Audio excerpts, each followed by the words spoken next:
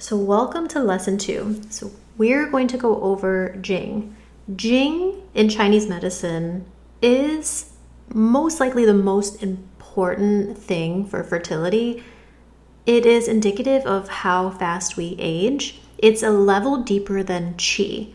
Jing is like our deep essence and energy reservoirs and literally translates to our potential to reproduce and have that deep energy to give birth, recover. It's truly, out of all of them, most likely the most precious one to protect and to figure out how to cultivate more of. Jing is translated to essence. It's reproductive essence. Jing is known as the essence, the deepest, most foundational substance in the body. Qi is like day-to-day energy versus Jing, which is used for extreme cases that require willpower. So you can think of the mother who can lift a car to save her child. You can think of people faced with a black bear and have to run really fast, or an emergency situation where they find a power in them that's been dormant that all of a sudden they have access to. It's like a deep power that we have access to only when we should need it. It's stored in the kidneys, and it is the energetic blueprint for growth, development, reproduction, and aging. Jing is like your fertility savings account. You're born with a set amount, which is our prenatal Jing, and you can add to it through your lifestyle, diet, and rest, called your postnatal Jing. It is finite and it's precious. So we're going to go over the two different types later. Jing influences your genetic blueprint, so your egg quality, your DNA expression, and epigenetics can play a role in it as well. Jing is passed from parents to child, shaping the constitution of health of the next generation. It sustains a pregnancy, so Jing helps maintain a pregnancy by nourishing the fetus and supporting the mother's foundational strength, as well as cellular growth and the DNA expression. It delays reproductive aging, so adequate levels of Jing can slow down the decline of reproductive function, particularly relevant for fertility over 35. So if you have strong Jing, we're cultivating Jing, we're protecting this Jing essence, Jing energy that lives deep within us and not overusing it, we can have children over 35, deeper into later age, which in other cultures is actually pretty common. As we get older, Jing does decline naturally. Jing is kind of our timeline, and when it's gone and declines, that's usually the end of life. So we can determine how fast we're kind of burning through that essence.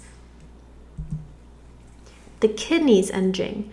The root of fertility in Eastern medicine is the kidneys. The Jing is actually housed in the kidneys. In Eastern medicine, the kidneys are considered the root of life and are the foundation of reproductive health. Kidney qi, so the energy of the kidneys, governs birth, growth, puberty, fertility, and healthy aging. Strong kidney qi ensures robust egg and sperm quality and supports conception and pregnancy.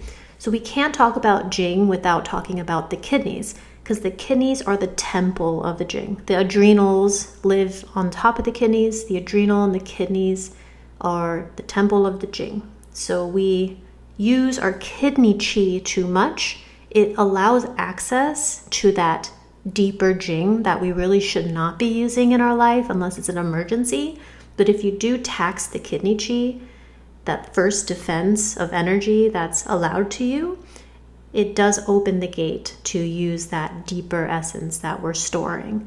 So weak kidney qi leads to reproductive challenges, including infertility, miscarriage, or developmental issues. And again, it is said that the level of Jing parents have stored at the time of conception becomes the child's constitutional inheritance for life. So this is such an important thing to think about. If you and your partner are just really tired, you're using too much qi every day, so you're starting to have to tap into that deep, endurance type of energy and accessing that Jing, that fight or flight adrenaline kind of energy every single day. and you do end up having a baby, a lot of the time the baby is starting off constitutionally very weak as well. So like asthma, rashes, like gets sick very easily, very difficult to like overcome illness. And it is just kind of in Eastern medicine indicative of the Jing that the parents had at the time of conception.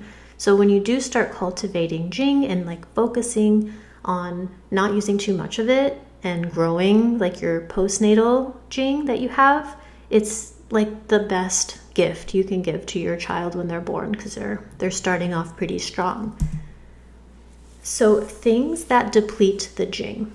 Constant mental, emotional, or physical strain that requires sustained willpower to endure. So this is a step further from qi deficiency. Qi, give or take, is like the day-to-day energy, like gasoline. You put in the qi, like from food, from cultivation, you use it in your day-to-day. And that's how we should be functioning. But if too much is being taken from you, like you're qi deficient, it's a fight or flight situation, and you're using your Jing, like that adrenaline level power every single day, it's an endurance. Like every day, you're enduring the day. That is going to tax that Jing significantly. Long-term excess nervous system response, so like fight or flight, adrenaline, severe overwork, too long high-intensity workout or sports, high-intensity workouts starting at a young age, pre-puberty. So you kind of see this already in young girls who are in gymnastics or pushed a little too far in cardio sports like track and field. They'll either have delayed menstruation or they'll have their menstruation and it'll kind of like go away and come back. Young girls that are already encouraged to just fight and push past their limits and not have that like feminine restoration can already show signs of like tapping into that deep essence and that Jing. And you can already see it in their hormones and their menstrual cycle patterns. Overuse of stimulants, drugs, medications, or alcohol, long-term lack of sleep or rest, so lack of a circadian rhythm. This is, I like to use the example of overnight nurses or gamers, like people who really push into the night to game or be on a computer, or people who flip their schedule upside down. You can see that they're using a lot of adrenaline to get through the day, and it's kind of manifesting like a essence depletion. Poor nutrition or malnutrition. This category I also put in anyone who's battled with a eating disorder, such as like purging or depriving of food. You're definitely tapping into adrenals and your Jing to sustain the body and to kind of function at the time where you were not kind of putting that nutrients in. Excessive sexual activity, or for men, excessive ejaculation. Too many births or miscarriages without recovery taxes the Jing. In Chinese medicine, when you give birth, there's a really famous protocol called sitting the moon. So you spend 40 days in this kind of like postpartum recovery program where you're given so many herbs and tonics. You're not allowed to get cold, so you're like wrapped up in blankets. You get massages. You have someone that helps take care of the baby, because after you give birth, a little percentage of your Jing goes with it, because it's such a heavy tax on your body to be pregnant and to go through a birth. So it's so important to that in that culture to recover your Jing, so you're not at a deficit starting off in your like motherhood journey. Miscarriages are also in our medicine seen as a birth. So if a patient comes in, like no matter what part it happened, it could be early miscarriage, mid, late, could be a couple weeks, we treat that as a birth because the body did have HCG, it rose in hormones, and we do postpartum recovery to help recover any Jing that was lost before jumping straight into trying again. So anyone in these categories, definitely Jing recovery and cultivation is so important. Congenital weakness or long-term chronic illness. Congenital weakness is like congenitally we're all born different. Like some of us have weaker constitutions. we were born that way. We get kind of sick easier, asthmatic, easy allergies. Like we were just kind of, that's the cards we were given. Some people have stronger constitutions, like they can be more resilient and go through more things, and it doesn't really impact their bodies the same. So we're all so different. Like somebody might have weakness in their digestion and they get hit there, and some people might have more weak immune system and get like colds easily or allergies. Some people have weaker lungs, so they're asthmatic. We're all different gardens, different elements. So that kind of shows you like the level of Jing you were born with, is how much your weaknesses are triggered at early ages.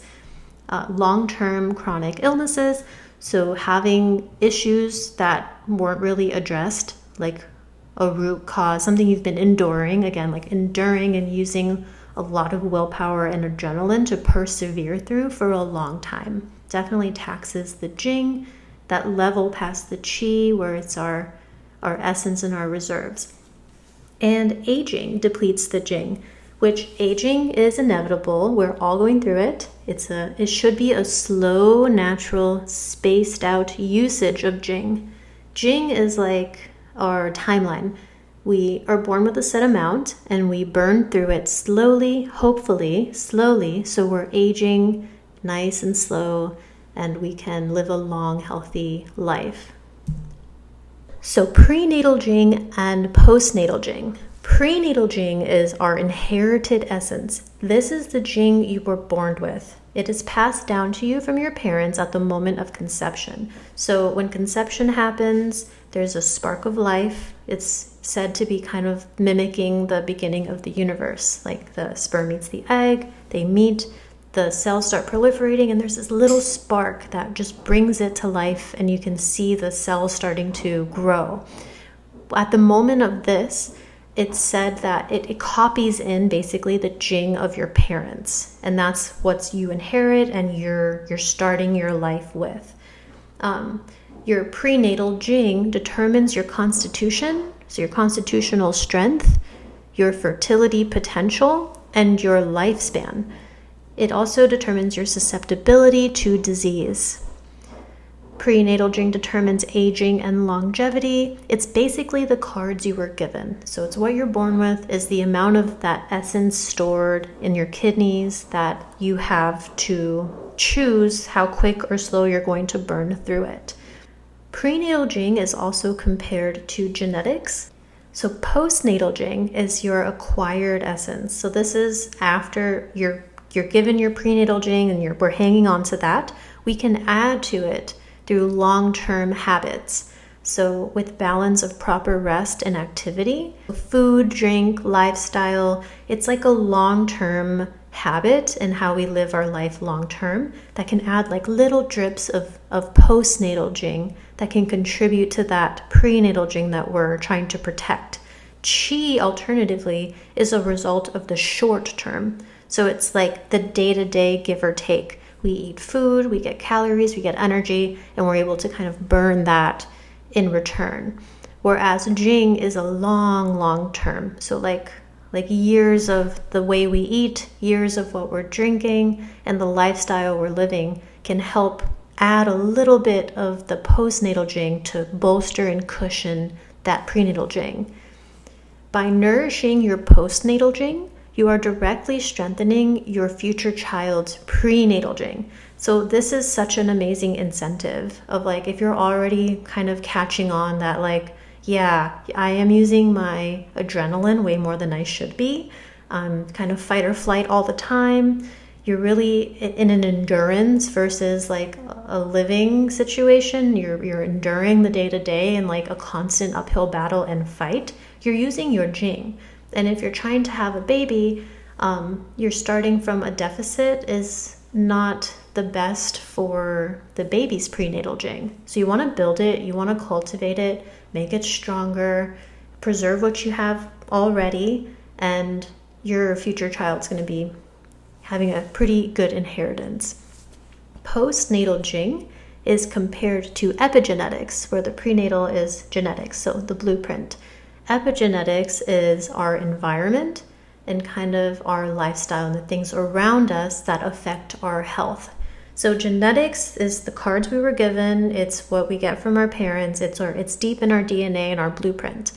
Epigenetics can affect the way genetics proliferate. So an example is like those studies where there's twins and they're separated and they have the same genetics, but one twin was exposed to a whole different environment and different lifestyle, and they both come out with like completely different personalities and health issues, and you can see that their genetics kind of went into a different way, and that proved that epigenetics actually have more impact than your genetics.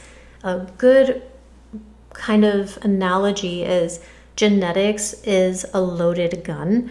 Like your parents might have health issues and we're all kind of like anticipating getting those health issues as well. So it's a loaded gun that lives within us, but epigenetics determine whether or not that trigger is going to be pulled. So you're not doomed to your genetics. If you feel like you have weak Jing your whole life, like when you, as a kid, you were really sick and tired and battling this like long-term situation, maybe a survivor of trauma or like things where you really had to fight and kind of use that adrenaline to survive, you can still recover and still reverse any aging and reverse damage with your lifestyle, your epigenetics, and build up that postnatal Jing. So we're not doomed if our Jing is a little weak. We can still bolster it up with our postnatal Jing. So this picture is a really good representation of the importance of Jing. So Jing is like the oil inside an oil lamp. And we're born with this. We're born with this little lamp. It lives in our kidneys, and we have just a set amount of oil for the rest of our life. The flame, which is the chi, it's like the output energy, the flame of life, it burns that oil very, very slowly. So let's say the flame gets really big. We have to use a lot of chi. We got to get through something crazy. We have a project. We have to get through college. There's an emergency. That flame gets really, really big. It's going to burn a little more of that oil. So when we're not in those situations, so important to like keep that flame nice and small. So we're kind of controlling how quick we are going through that very set amount of oil. And when the oil runs out, the flame goes out, and that's usually indicative of the end of life. So we're born with this oil. We want to preserve it at all cost. This is so important to just really protect and not allow life to inflate that flame all the time, where we're trading off like our primal essence it belongs to us, and it's something that determines how quick we're aging. In our medicine, it's really easy to see like who may have weaker Jing than someone who has strong Jing. Or you can tell by just looking kind of diagnostically at somebody that they've had to use a lot of Jing in their life already.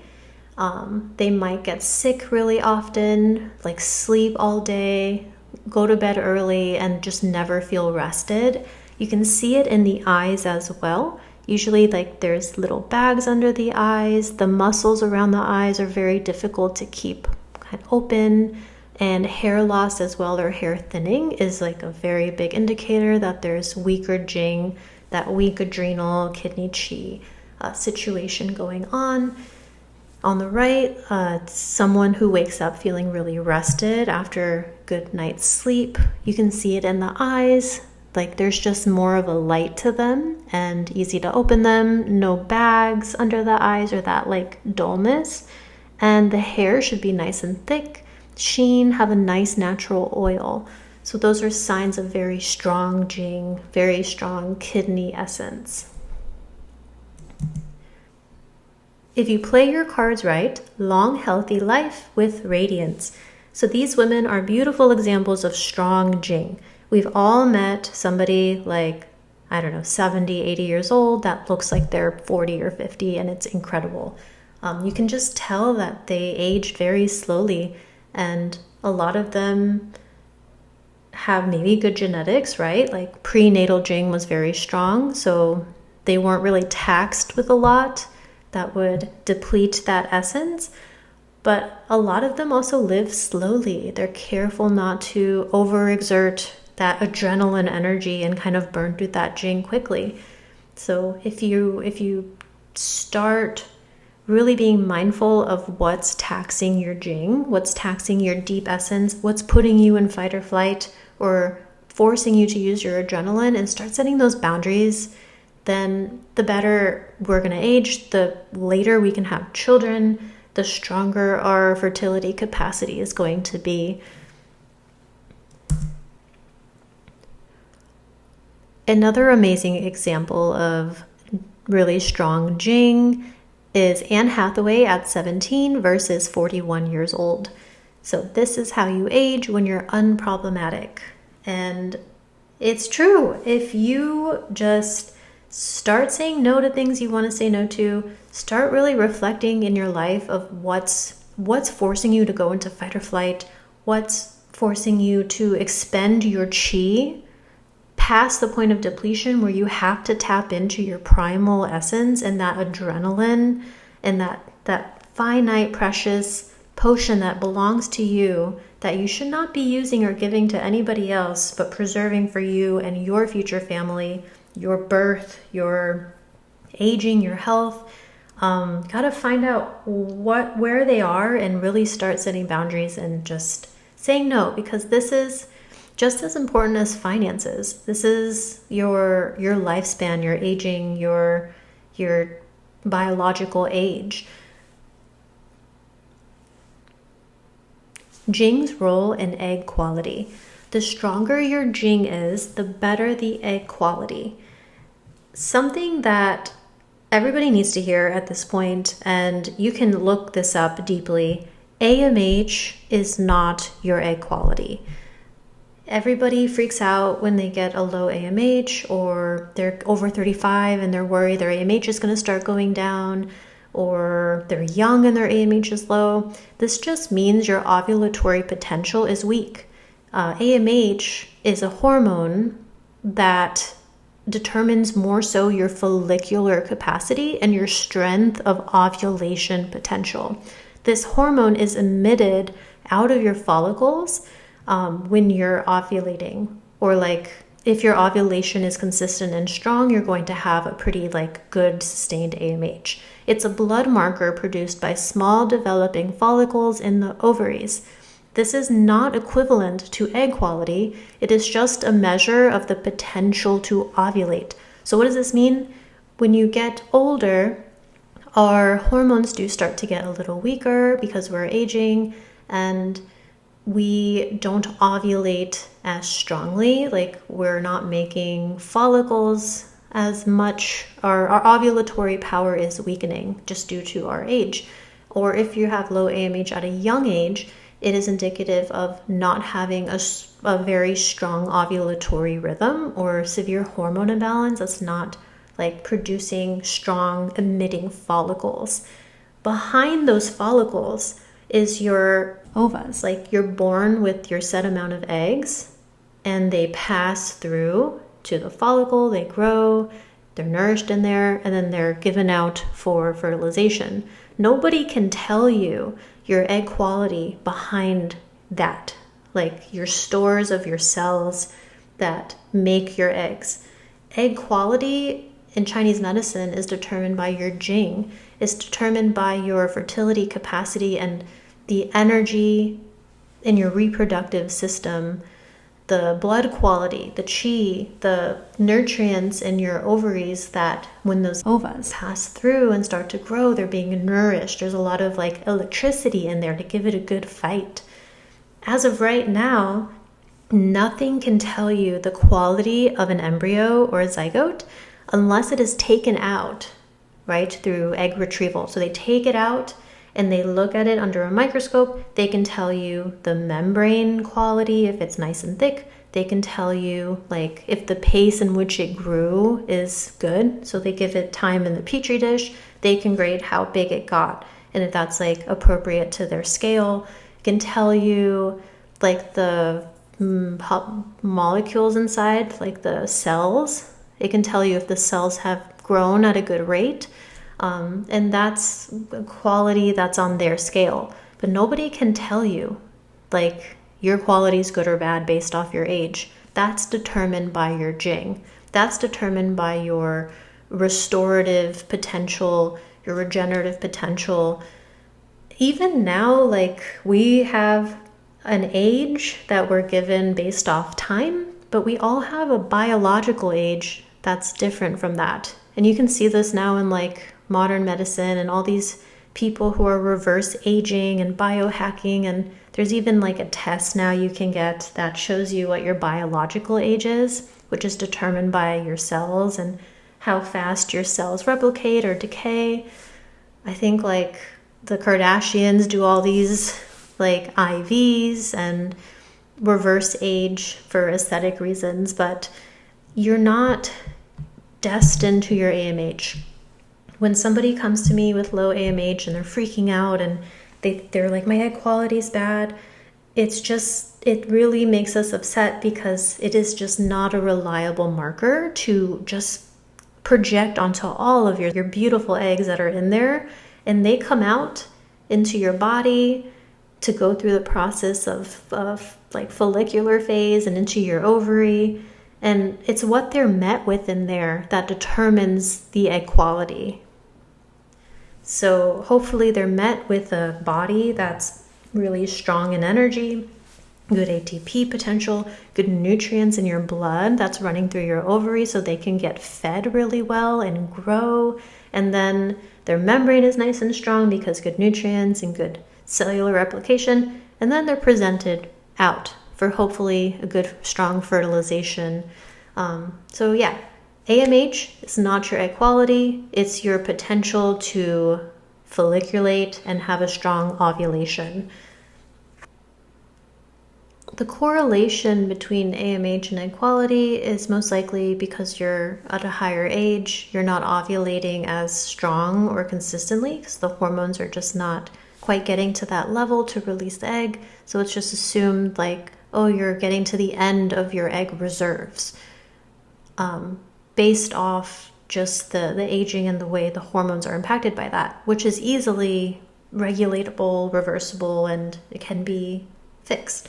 You'll also notice that if you start working on the things that represent Jing and your essence, your feminine essence, your kidneys, and yeah, like not using that fight or flight energy and burning through that as much, you will start to have better AMH because you are having stronger ovulation, stronger follicles, and your follicle growth is stronger because you're healthier and your hormones are fluctuating better. So if you get healthier and you do see your AMH go up, that's just a sign as well that you're ovulating really strongly. And yeah, good egg quality as well because the ovas are passing through a really healthy portal into your ovary, and they're actually growing in a wonderful environment that helps pass them through into a good quality. So there is a correlation in that way, but it's seen a little too black and white, as like your AMH number represents your egg quality. Some women who are in the PCOS category have super high AMH, like really, really high to a pathogenic level, because a lot of them are stagnant in the follicular phase. They're not ovulating or really having a period, and their hormones are imbalanced. So there could be a lot of stagnation in the follicles, which turn into cyst. So you'll get ultrasound, you'll see a lot of cystic activity in the ovaries because there's just a buildup in the follicular phase. The follicles are not releasing an egg, but they're growing and they're emitting more AMH. Therefore, the AMH is higher.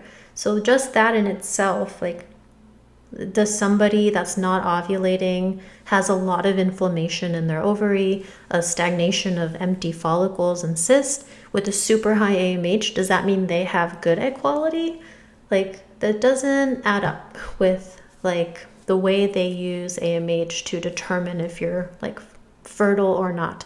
So please, everybody out there, do not let AMH be your prognosis or the deep worry of like your destiny of getting pregnant or not, because egg quality can be affected so easily. It actually takes 3 months of doing the right things for you and your deficiencies, preserving your Jing, working on like protecting what you have left of your Jing, and then bolstering it with that postnatal Jing, working on your Qi, give or take.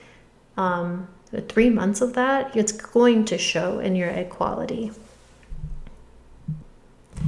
So techniques to preserve your Jing: living a balanced and moderate life in all aspects. So like living a little slower, being more present, avoiding excesses. So excessive partying, excessive sex, excessive work, excessive adrenaline, like roller coasters, high intensity workouts, etc. Like example, let's say you have to go to a bachelorette party at the other side of the country for someone you don't really know, and then a wedding. You come back to a wedding for someone you don't really want to go to the wedding for. Your boss asked you to stay extra for work. You have a project. You have like health issues you weren't able to recover from, and you're just go, go, go. Like you can reflect on a time where you're sitting at something you don't want to be at and you don't have the energy to be there, and you're really tapping into like something deeper within you to endure it and deal with it. Those are the situations we don't want to be in anymore. So starting to learn how to say no, not feeling bad about it. It's time to start preserving your essence, your vital feminine essence, your Jing. Start slowing down your aging and what you're giving your energy to for your family, for your future child, for your future life that you're manifesting right now and cultivating energy for. So just saying no to Barbara's wedding that you don't know too well, that itself is you're not tapping into your Jing. Amazing start. So avoiding excesses, like pushing past your boundaries, finding your boundaries and learning to stay a little bit under that is so, like that in itself is so powerful. Jing nourishing foods and herbal medicine, we're going to cover deeper later. Acupressure and Qigong, which we will also cover later in detail, because Jing again is so important for fertility and just having fertility capacity for a longer time. So this wraps up Jing, the magic, beautiful potion that lives in our kidneys that we are all just going to start protecting and cultivating, bolstering postnatal Jing, so that when we do have to use our adrenaline, it's not tapping into that finite, sweet, precious oil, beautiful fertility producing energy that we are no longer giving to things that do not serve us. So let's start really reflecting on where we can cut on the things that put us into that adrenaline fight or flight. What things are we enduring? Like the word enduring is a lot different than stress. Stress is taxing on the Qi, and that's our first level of energy expenditure. But if you're in a level of endurance, it's time to really start making changes for the sake of our aging, our biological age. We can be like 40 years old, but our biology and the way our physiology is functioning with good Jing, we could be like 30, 25, who knows? There's even tests you can get if you actually want to see how you're progressing in reverse aging. So it's a real thing. And yeah, so preserving the Jing, we'll go into more techniques later. It's a very big pillar in the foundation of Chinese medicine and fertility. So we will move on to the next lesson.